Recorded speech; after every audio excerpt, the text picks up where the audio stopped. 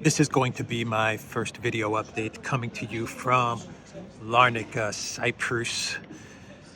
And we need to talk about this dirty bomb news story on this Monday morning. This is a story that broke over the weekend, but we have some more breaking news with regards to this dirty bomb.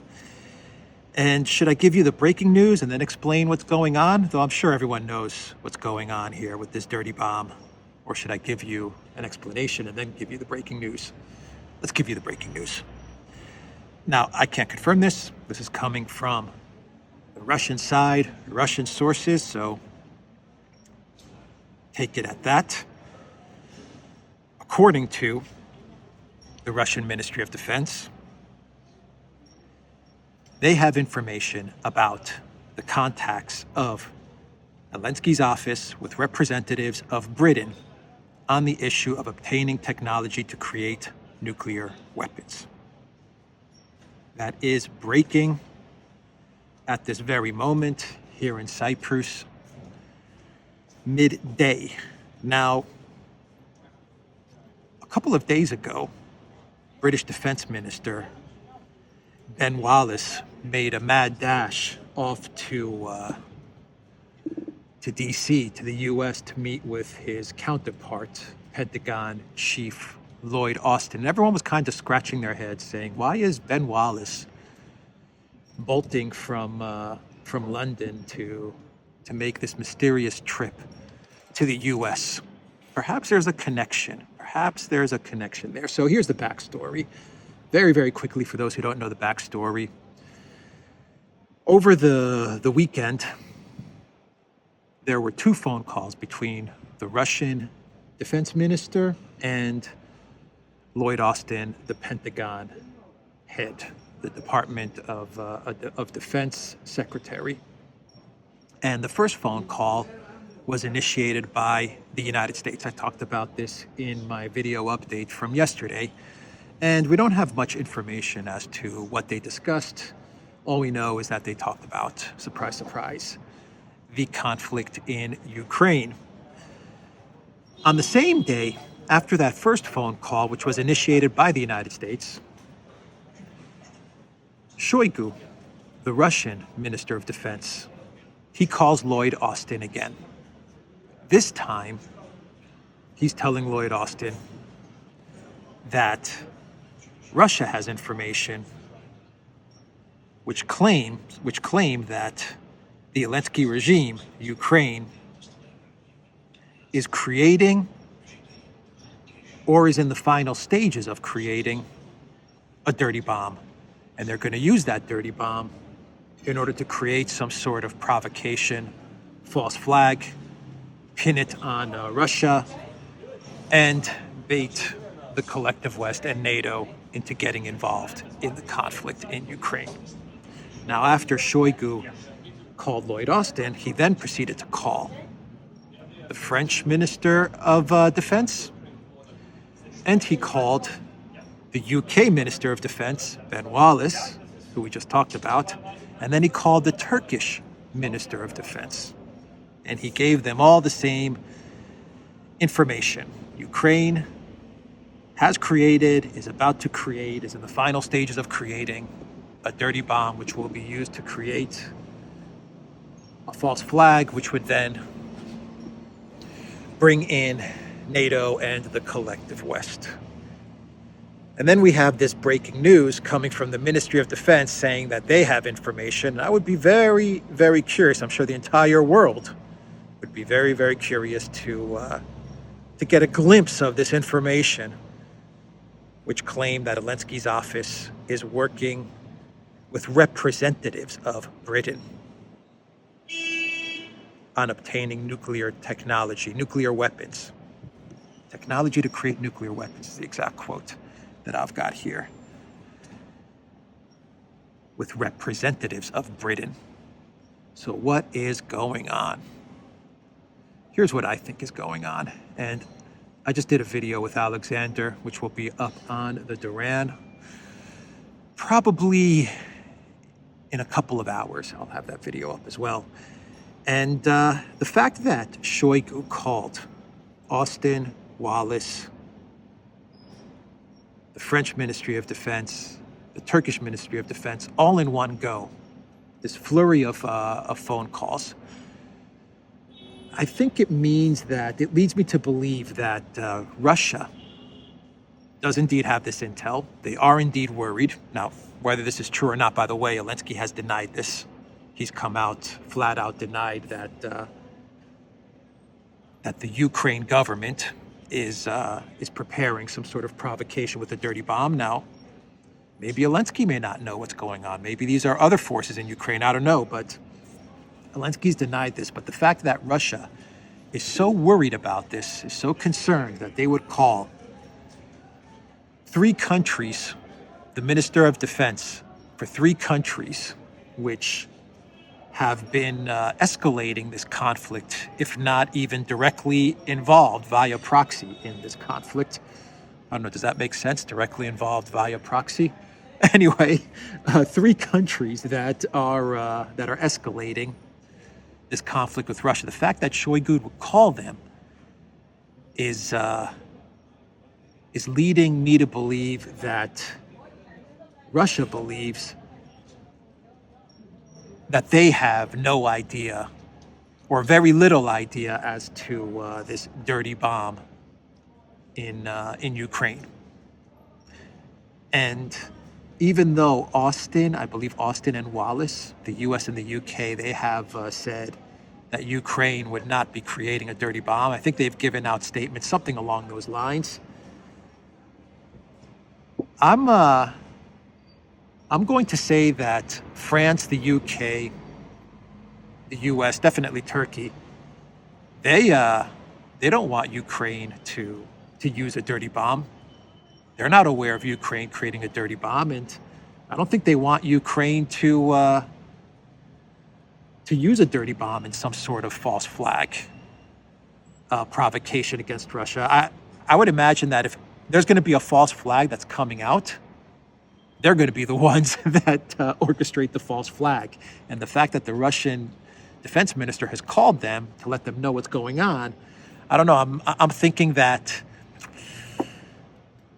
Russia also believes that the collective West, these 3 countries, are not part of this provocation. This is something that's completely out of their hands. They have nothing to do with this. I think Russia believes this as well. That's why Shoigu called them, and that's why Shoigu wanted to let them know. And it seems like they were receptive to Shoigu's call, even though they've come out and they've denied it. They haven't really said much after that standard denial. You know, Zelensky would never do this, Ukraine would never do this, and that's that. And they haven't elaborated further on this. So obviously something is going on in Ukraine now. Either the Zelensky regime, though it's denied it, is up to something. Now Zelensky, he has in the past, on multiple occasions, too many to count, to be quite honest, has talked about Ukraine obtaining a nuclear weapon.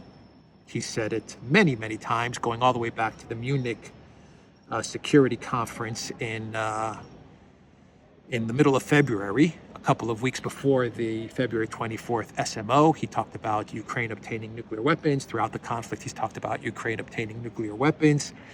And just a couple of weeks ago, he was speaking to a think tank in Australia, and he talked about some sort of preemptive nuclear strike against Russia. And even a couple of days ago, he gave an interview to the CBC, to Canadian media, and he talked about how the world should strike at Moscow, should Moscow use some sort of tactical nuke in this conflict. So Zelensky's been very obsessed with this nuclear weapon narrative. It's really sitting in his head, you know. He's very taken by this whole nuclear part of the script. Now, I'm not saying that he's part of this alleged dirty bomb provocation. I'm just saying that this whole nuclear thing has been occupying much of his rhetoric. Now, of course, Zelensky and all of the Ukraine government, the elite, the administration, some of these paramilitary groups and battalions and neo-you-know-whats, they've been hearing the collective West also go on about tactical nukes, very recklessly talk about how Russia is going to use tactical nukes. And the idea is that once Russia, who in the minds of people like Bidenopolis and Macron and then Boris Johnson and Liz Truss and all of these people, the premise was that Russia is losing the conflict. Stoltenberg, these guys, Russia's losing the conflict and Putin is getting desperate, and so he's going to use a tactical nuke. And they've said that should Putin use a tactical nuke, well, then the collective West is jumping into the conflict. I mean, they've said it outright. NATO has said it, the US has said it, the EU has said it. They said if there's any tactical nuke used in Ukraine, we're jumping in. As a matter of fact, Biden gave an interview a couple of weeks ago, and he referenced tactical nukes, bioweapons, chemical weapons. He just kind of threw all of that stuff in there. Bidenopolis, Greece's favorite son. He was like, whatever types of, let's just call them WMDs, right? Weapons of mass destruction. If they're used in Ukraine, we're jumping in. And no doubt about it that there are forces in Ukraine that are like, all right, so the truth is that we're losing the war. There are forces in Ukraine that know they're losing the war. They know that Russia is about to really crank things up, that Russia hasn't even started to fight, and they're going to crank things up. I mean, they see it every day with the drone and missile strikes on the electric infrastructure. And they're saying, so for the better part of 7 months, our partners in the collective West who do anything that we ask them to do pretty much, and who give us a blank check to spin whatever narratives we want, and will always have our back. This is their thinking. This is what these people in Ukraine are thinking. Now, this could be the Zelensky government. It could be some other forces. I don't know. I'm just speculating here. They're sitting around saying, well, the one way that we can make sure that NATO and the US jump into this conflict is some sort of WMD, whatever that WMD may be. And what's the quickest, easiest, dirtiest WMD that we could cook up? And Ukraine definitely could. There are forces in Ukraine that are very much capable of creating a dirty bomb. I don't think this is something that is beyond the reaches of various actors in and around the levers of power. Let's just put it that way. The best way for them to get the collective West into Ukraine is some sort of dirty bomb provocation. And I think that's where we are. I believe that is where we are today. The reckless rhetoric of the collective West over the past 7 months about Russia tactical nukes, and if Russia uses tactical nukes, and if they do this, and if Putin does that, and Putin is losing, and he's coming towards the end of his line, and he's going to use tactical nukes now. I think that reckless talk, which was just media spin, because the collective West just wanted to paint the narrative of Ukraine is winning, and Putin is crazy, and because he's crazy, well, maybe that might be enough consent being manufactured for us to convince the American people and the European people that we should send the 101st Airborne into Ukraine, right? And at a very minimum, maybe just take a chunk out of Lviv and possibly Odessa. For the collective West, this tactical nuke thing was part of a bigger media narrative to perhaps give them the green light to move into the west of Ukraine should things go very, very wrong in the conflict in the east. And there are probably forces in Ukraine that jumped on this reckless talk, this reckless narrative, and they said, "Why wait? Russia's cranking things up, and we need to get the collective West in here ASAP." So instead of waiting for the collective West to manufacture consent and perhaps create some sort of false flag, maybe, it's not out of the question, but instead of waiting, why don't we just take the initiative? And Russia has the intel, they have the goods, they got wind of what's up, and they're contacting their counterparts, even the counterparts that are waging this war against them. And I'm convinced that the U.S., the U.K., and France are not going to be happy about this with regards to the Zelensky regime, because to be fair, the U.S. they are on record and they have issued statements to various media outlets like the Washington Post and the New York Times, where they have said that they have been frustrated at times with parts of the Zelensky government, and the Ukraine military, which kind of go off on their own and do their own thing. They're not very good with taking orders from NATO command or from U.S. command. They are on record saying that on multiple occasions, that the Ukraine military and parts of the Zelensky government kind of leave them in the dark. Now, maybe, that was just part of the regular BS, or maybe they were being, truthful there, saying that, we really don't have 100% control of things in Ukraine. So I believe the fact that Shoigu contacted these defense ministers is maybe it's confirmation that Russia also believes that they're not behind this provocation, and they're not going to be too happy with this provocation being set up, this alleged provocation being set up by forces in Ukraine. Because the wording that I have for this latest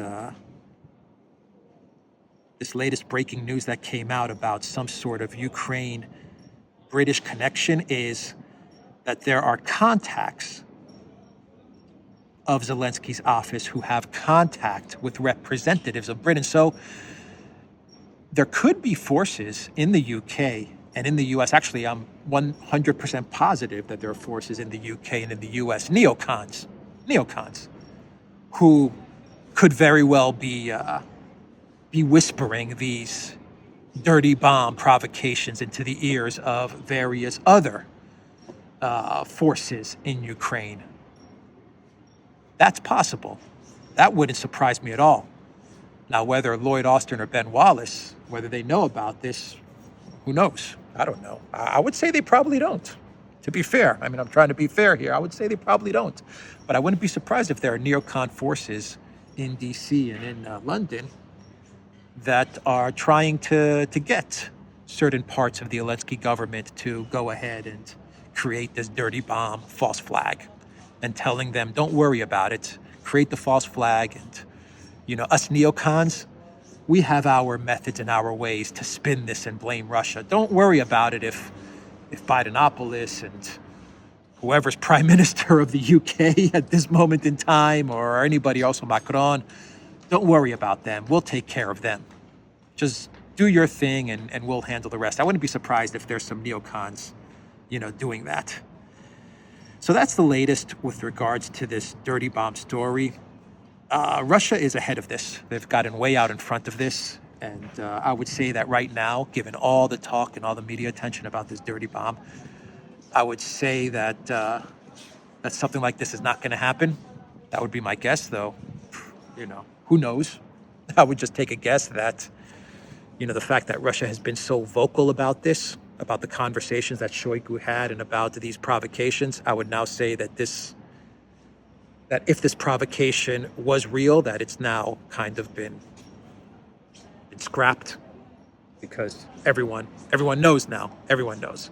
So I would say that it's off the table. And I would imagine that the collective West forces, the people that spoke to Shoigu, the Austins and the Wallaces, that they're going to talk about this. I'm sure that's what Wallace was talking about with Austin. They're going to talk about this, and they're going to probably tell Zelensky, get a hold of your people, and if there's going to be any false flag provocation, we're gonna do it. If there's any false flag, it's going to come from us, not from not from some other people in your government or in and around your regime. Something like that is probably going down. Anyway, that is what I think is going on. I could be completely wrong, and let me know what you think. Let me know what you think is going on here. But that's my take on things. That's probably why Ben Wallace got on a plane to speak with Austin. I bet you that he got wind of this, and he was probably like, I need to get on a plane and see Austin, and we've got to figure out how the hell we're going to get out of this one. And as Wallace was speaking to Austin, Shoigu said, I'm going to call Austin, I'm going to call Wallace, I'm going to call Macron, and I'm going to let them know what's going on and start to wind this provocation down.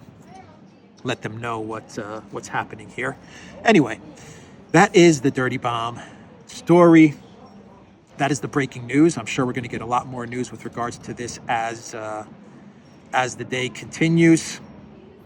And I'm just checking right now to see if anything else came in with regards to this Dirty Bomb. No, the ministry, the last update I've got, the Ministry of Defense of the Russian Federation has put its forces and means on standby in the event of a dirty nuclear bomb being detonated in Ukraine. So that's the latest. So forces are on standby. This is some tense stuff right now. Let's hope that this thing can diffuse, can de-escalate, because this is some scary, scary stuff. So let's talk about the UK and wrap this video up. We'll talk about what's going on in the UK real quick, and then we'll do a quick clown rule, then we'll wrap this up. So the latest news coming out of the UK is that Boris Johnson is now out of the running as Prime Minister. He has issued a statement where he said, you know what, I've got 102 votes. I could easily become Prime Minister, but I don't think I could govern effectively because there isn't really much of a consensus with how I want to govern. So I am pulling out of this race. And that most certainly means that the road is clear for Rishi Sunak. So Rishi Sunak, he has got a clear path towards being the next Prime Minister. And eventually, Keir Starmer will come in, because that is the plan. That is the trajectory of things. So I think that Boris Johnson, even though he definitely wants to become Prime Minister, he would not have flown back from his holidays if he wasn't very, very interested to become Prime Minister. I mean, we all know the guy has a massive, huge ego. I believe that he had all of the intent to become Prime Minister. I mean, he wanted the job, but as he was getting closer and closer to actually moving back into 10 Downing Street, there were some people that pulled Boris aside, and they said, Boris, look, you're not the right guy for this job at this moment in time. Sunak's our guy, and then Keir Starmer is next.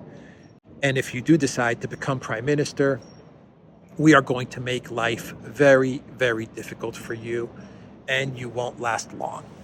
So why bother? That's what happened. And Boris said, all right, if that's the situation, then I am going to step aside and leave it to Sunak to take over. And that is why Boris is pulling out of this. That's why I think he's pulling out of this. He's not the man for the job. He has not been the chosen person.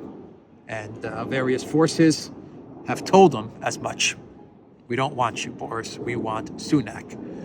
And then Starmer. And then the regime change coup plot is complete. That is what's going on in the UK. Let's do a clown world. And for this clown world, we have two protests. More gluing. It looks like this gluing thing has become quite a trend. The first gluing incident is Just Stop Oil activists. And they went to Madame Tussaud's Museum of Wax, London's Wax Museum, and they decided to hit a wax sculpture of King Charles with a chocolate cake. They smashed a chocolate cake into the face, well, the wax face of King Charles at the Wax Museum. Not bad. This is not a gluing incident. Or did they glue themselves afterwards? No, from what I understand, they didn't glue themselves afterwards, but maybe they did.